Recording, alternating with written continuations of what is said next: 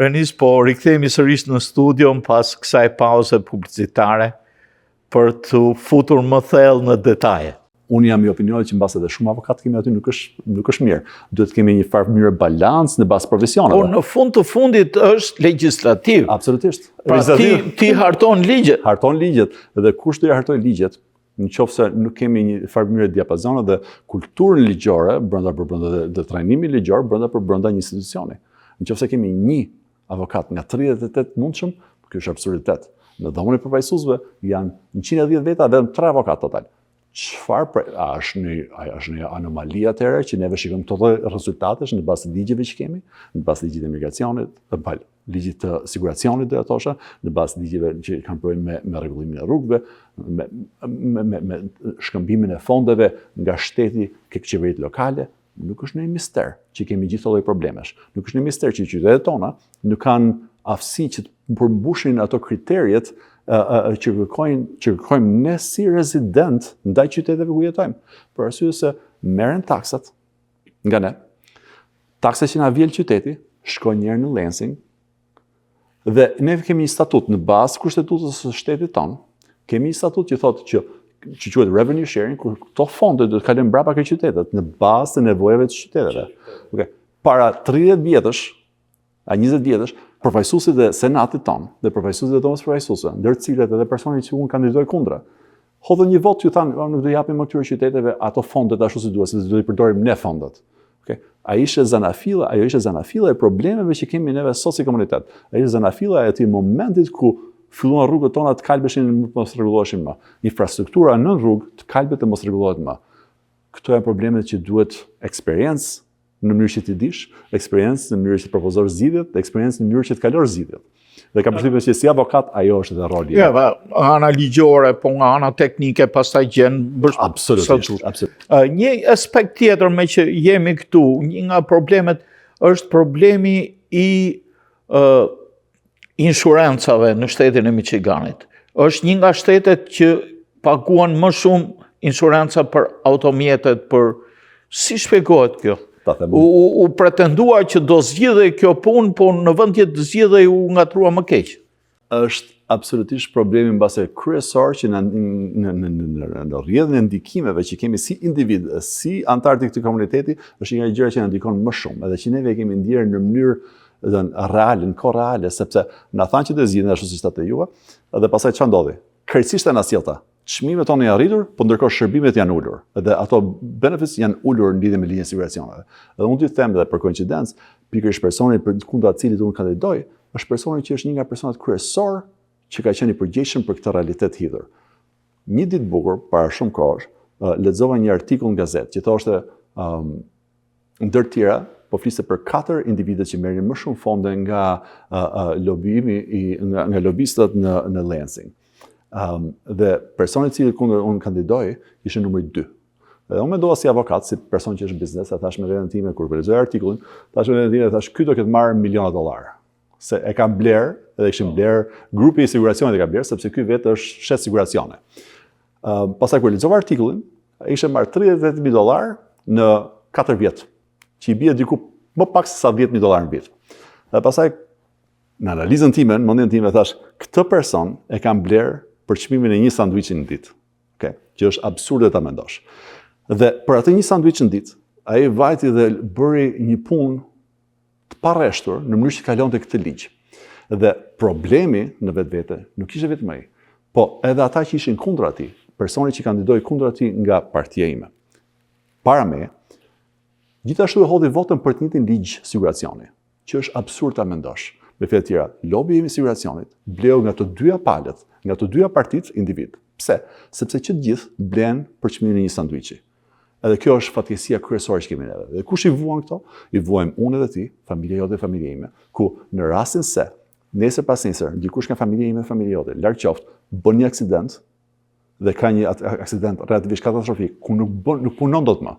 Është i detyruar, është lidhur larg qoftë në kravata, duke dhënë me karrotë, më the tash. Atëherë, ata individ nuk kanë më të drejtën që të marrin të njëjtat pagesa siç merrnin më parë, por në farë mënyrë pagesat e tyre përgjysmohen. Shokët tonë që ishin, disa prej tyre që ishin aty ka ajo fundraising ku ishin bashkë, ndër tjera, Disa për tyre punojnë në këtë botë. Dhe çfarë thonë? Reagimi i tyre është ky. Deri para këtij ligji, kur merrni siguracion, dhe bëje 5 dokumenta si fillim, kur ishe klient për e të parë. Herën e dytë, kur shkon për të bërë rinovime, nuk duhesh më 5 gjithë dokumentet nga fillimi. Thjesht bësh rinovim, që është diçka mos e normale. Kjo është një njëti person me gjitha drejta, a ka dëshuar në gjë apo jo, nëse jo, hec përpara bëhet rinovimi. Procesi është i thjeshtë, i drejtë për drejtë, edhe i lirë ekonomikisht detyrimisht. Tani çka ka ndodhur? Rinovimet funksionojnë një lloj si për herë të parë. Atëherë agjentët e siguracionit bëjnë punë kolosale që i kushton klientëve kohë, mund, që i krijon probleme sepse nganjëherë nuk i bën dot në kohë dhe e humb kërkojnë atë nga insuranca qendrore, PIP-në, dhe jo po e gjete, jo po sa gjete. Absurditete. Nëse kompania jote ku ti punon është në një shtet tjetër, ata se kanë iden fare se është ligji i veçantë vetëm për Michigani. Edhe ideja në fund fare është përse? Çfarë po mundohemi të arrijmë me këtë? Çfarë po mundohemi të arrijmë me këtë ligj? Dhe siç unë do të them këtë, që në bazë botë kuptimit tim, nëse roli jon si legjislativ, si shtet, është që të përmirësojmë jetën e njerëzve, atëherë do të punojmë, do të bëjmë analizën e këtij ligji dhe them, apo e përmirëson ky jetën e njerëzve? Apo përmirëson? Sepse nëse po na bën të hedhim, ne kemi pasur shkojmë nga kodra në kodër në mënyrë që të përmbushim disa kriteria absurde, pa bazë logjike, që në farë mënyrë përmirësojnë vetëm të mirën ekonomike të kompanive siguracionit, por ky s'është ligj për ne. Është absurditet. Atëherë duhet ta ndrojmë. Dhe ata persona që janë të përgjegjshëm për këtë lloj ligji, po ata nuk mund të jenë persona që marrin vendime për popullin, se ata s'po marrin vendime për ne. Po marrin vendime për kush janë protë të tyre, ata që i mbështesin nga ana ekonomike. Prandaj kjo është arsye pse unë jam këtë fushat. Michigani po përballet në një tranzicion ekonomik të shpejtë. Ju më thatë që ishit dje në këtë panairin e makinave. Si mendoni, cilë duhet të jetë strategjia juaj për të ndihmuar në zhvillimin ekonomik, si senator i shtetit? Po, absolutisht. Faleminderit. Unë isha dje ke panairin e makinave dhe normalisht, dhe ky është një realitet që ne të gjitha e njohim këtu në këtë shtet. Ky shtet është i predispozuar dhe që biznesin kryesor ti ta ketë biznesin e makinave, prodhimin e makinave. Dhe aty do ta mbështesim në çdo moment, për arsye se ajo është mirëqenie ekonomike për gjithë nes individ. Nuk është se po bën thjesht para GM, Ford dhe Chrysler, përkundrazi. Po janë gjithë ata që janë punësuar aty, gjithë ata që janë punësuar si rrjedhoj e asaj. Dhe pasuria që krijon ajo në këtë shtet është e pamohueshme. Detyrimisht, sot motë sa tjetër, ne do të ndikojmë atë biznes, do të japim prioritet këtij lloji biznesi. Do ndikojmë në mënyrë të heqim ato haka administrative që krijojnë probleme. Gjëja më e thjeshtë që duhet bëjmë, që krijojnë probleme në administrimin e biznesit, e para. E dyta, duhet të investojmë kam përshtypjen ke edukimi i brezave që vijojnë, sepse roli jon si shtet nuk duhet të jetë që të investojmë tek një teknologji specifike. Përndryshe do ishim akoma duke pasur ato makinat ose lokomotivat me avull, do ishim akoma duke mbrojtur ato lloj teknologjie, në vend që të mbronim të ardhmen. Mënyra si ndikojmë të ardhmen është duke ndikuar ke shkollat tona. Dhe shkollat tona këtu, unë i kam fëmijët në shkollë, normalisht janë 9 vjeç, kam kaluar vetë në shkollë, sepse kam bërë shkollën e mesme këtu, kam bërë shkollën e lartë këtu, kam bërë juridikun këtu. Shkollat tona kanë vepër ndim, në çdo hap të mundshëm. Dhe duke investuar ke individi, duke investuar ke fëmijët tanë, duke investuar ke vetvetja, ke njerëzit, do investojmë këtë ardhmen. Edhe për opinionin tim, nuk kam mënyrë më të mirë të mundshme që të ndikojmë të ardhmen ekonomike të vendit, dhe të biznesit të vendit, dhe të ekonomisë të vendit, përveç se duke investuar ke vetvetja, duke investuar ke fëmijët, duke investuar ke ardhmja. Kjo është mënyra kryesore. Pra, një aspekt tjetër që lidhet edhe me mënyrën se si shteti vepron me ekonominë, ka të bëjë për industrinë e makinave, ka të bëjë edhe me makinat elektrike, EV, por edhe me rolin që po luan inteligjenca artificiale në këtë mes.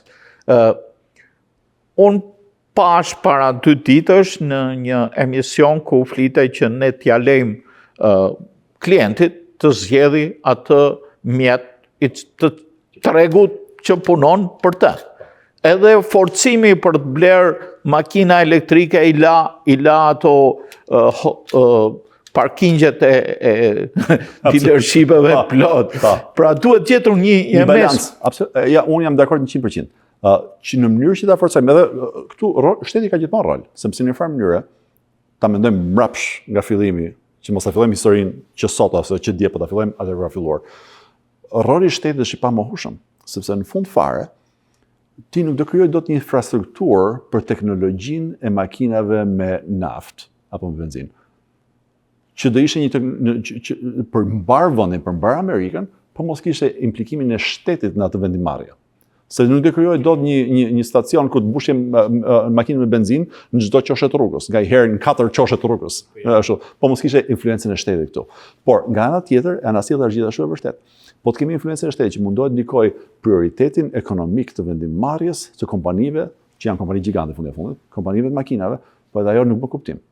Edhe ajo nuk bën kuptim dhe në një farë mënyrë duhet lëmë forcat e tregut që të ecin me hapat e tyre, sepse ato reflektojnë realitetet tona ekonomike. Okej, kishe makina elektrike, po s'kishe vend ku ta chargjoje. Është absurditet.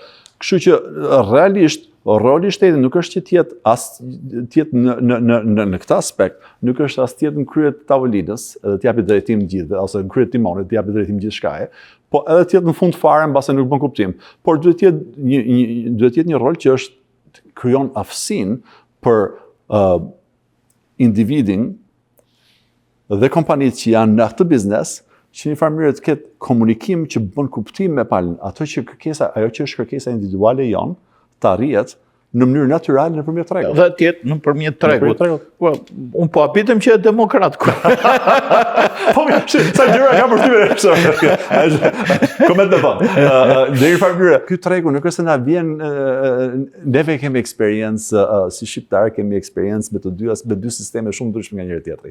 Edhe eksperiencën tonë gjatë komunizmit, ku në një farë mënyrë shteti kontrollon tregun. Edhe thot sa brava duhet krijosh ti për vendin. Edhe prandaj na dilin 120% brava për vendin, gjithë Shqipëria kishte të njëjtën brav, edhe pastaj kishim depo tëra plot me brava, se kishim më shumë brava se kishim dyer. Ajo është absurditet. Nga ana tjetër kemi këtë eksperiencën me sistemin bas komunist në Shqipëri dhe sistemin që kemi këtu, që është sistemi i ekonomisë tregut. A është sistem që duhet lënë krejtësisht në duart privatit, po absolutisht jo, sepse ne duhet mbrojmë individin, dhe roli i shtetit është mbrojë individin. Në atë drejtim, mbrojtja e individit është krejtësisht e nevojshme dhe me shumë vlerë për ne. Por, çfarë do të thotë? Do të thotë që do sanksionosh tregun privat? Absolutisht jo. Ne jemi në biznes, unë jam biznes fundi e fundit, kështu që e shoh këtë analizë e shikoj jo në bazë të prizmit partijak, që nga njëherë është më shumë propagandë se sa është analizë ideologjike, po e shikoj me prizmin e çfarë bën kuptim për komunitetin tonë. Në fund fare, çfarë bën kuptim për jetën tonë. Edhe kuptimi për jetën tonë kam përshtypjen që vjen nga një jetë ku kjo lloj vendimarrje është natyrale dhe jo e forcuar, qoftë nga një drejtim, qoftë nga tjetri. Të dashur teleshikues, po e ndërpresim këtu emisionin për një pauzë publicitare, do të kemi pas pak.